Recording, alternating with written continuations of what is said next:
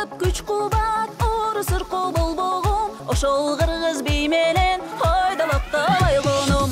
Эриндери бүлкүлдөп, үкүлөрү үлпүлдөп, кыздар билейди ийиктей, эндери сүлкүлдөп, карип күйгөн бийликтей, чарчагандай билишпей, бийгедене жибитпей,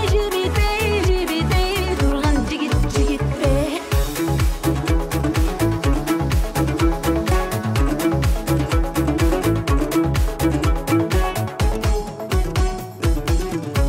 Шамал менен жарышкан, шам тилегиң жагышкан, шан чөкөттү кыргыз эл, шабай аткан жарыктан, шарактан